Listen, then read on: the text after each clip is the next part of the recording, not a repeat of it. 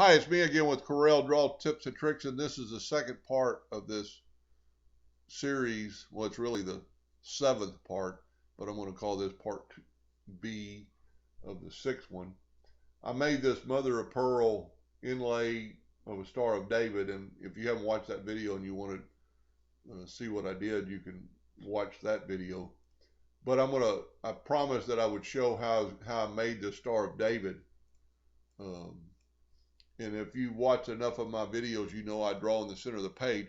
So to make this first triangle, I got the polygon tool, and I'm going to make it just three-sided. I'm going to hold down the control button.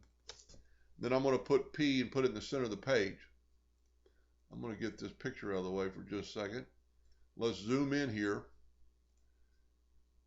Now you can't really reshape this to have it equal, so the best thing to do is go up to Arrange or go up to Effects, Contour, and for the video I'm going to contour it 0.125 to the outside. So now I've got a double line contour. I'm going to go up to Arrange and break contour apart. I like keeping everything in red, and I could have changed this to red, but double click on it, go to red. Now for just a second, let's group these together. So Control G, we're going to press P to get them back down to the center of the page. Now we're going to go Control D and make a duplicate, and we're going to mirror it right up here with that tool. Now that's not the Star of David, but if you have your nudge factor set on, like, let's set it on 0.25, grab one of the items and just move down.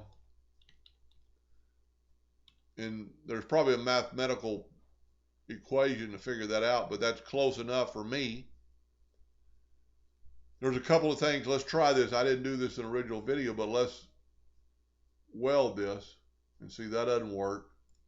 So really you can go through in front minus back, but there's really no other way to do this. But what you can do to check your dimensions is Control G to group these together, make a duplicate, and then just flip it.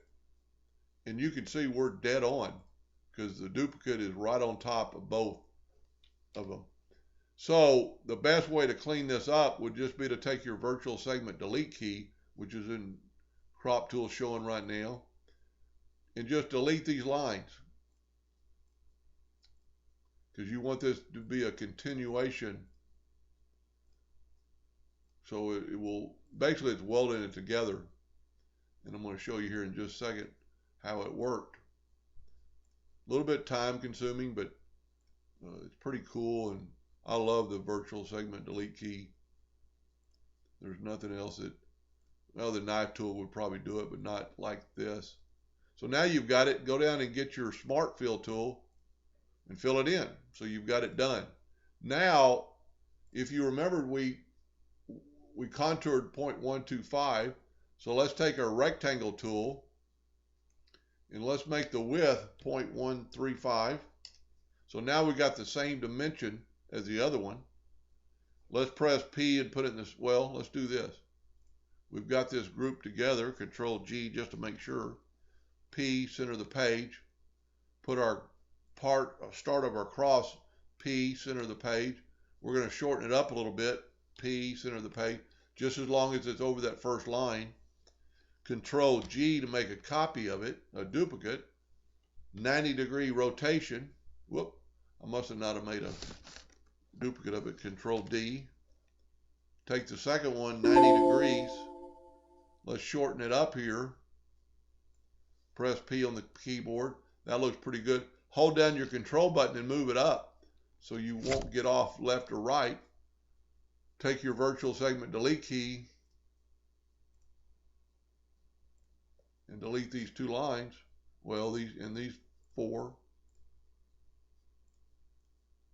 And the weld tool works pretty good sometimes, but on this it just wouldn't work. Fill it in. There's your Star of David. Anyway, hope that helped a little bit, and thank you for watching.